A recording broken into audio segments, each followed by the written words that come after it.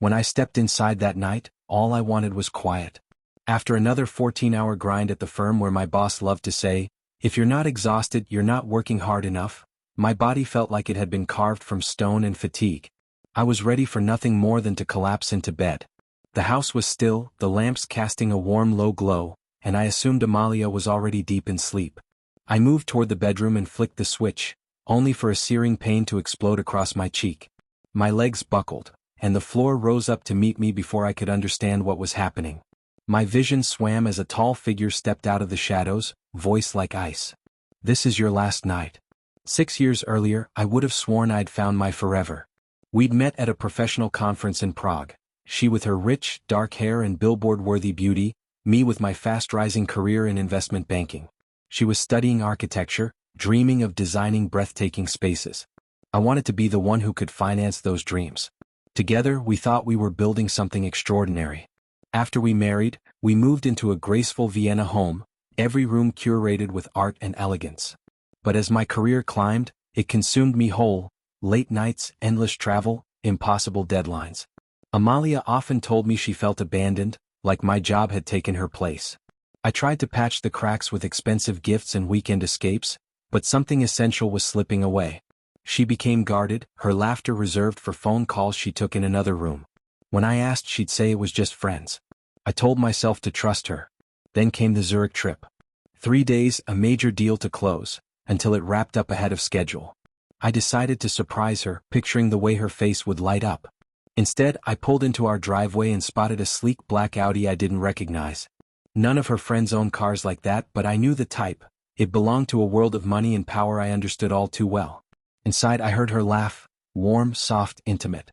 A sound I hadn't heard in far too long. I crept forward and saw her on the sofa, leaning toward a sharply handsome man, her hand resting on his knee. My chest tightened, my pulse a steady roar. I didn't confront them. Not yet. I took a photo, turned away and left. The private investigator I hired gave me the truth in cold, unvarnished detail.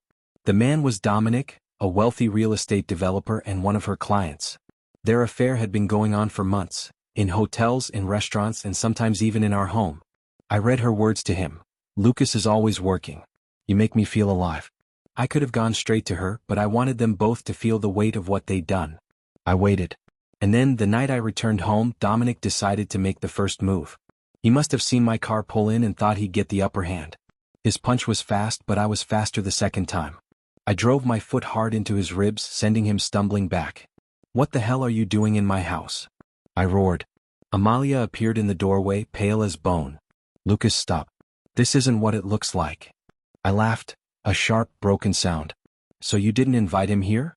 You didn't betray me?" Dominic told her to leave with him, but I cut him off. "Nobody's going anywhere." I tossed the investigator's file onto the bed. Months of lies. Months of sneaking around. Did you think I'd never know? Her eyes filled, but I felt nothing for her tears. "There's nothing left to explain," I told her. "You made your choice. Now I'll make mine." Dominic's empire thrived on reputation. I sent every piece of evidence, photos, receipts, messages, to his key investors. In days, projects collapsed and funding vanished. For Amalia, I went to her firm's HR department with proof she'd used work hours and company resources for her rendezvous. She was suspended, her career in ruins. The following morning, I filed for divorce. The court granted me the house, most of the assets, and the only thing I really wanted, my self-respect. Months later, I heard Dominic had fled abroad after his company went under. Amalia was scraping by on freelance jobs, living in a cramped apartment. She tried to reach out, but I never answered. I rebuilt.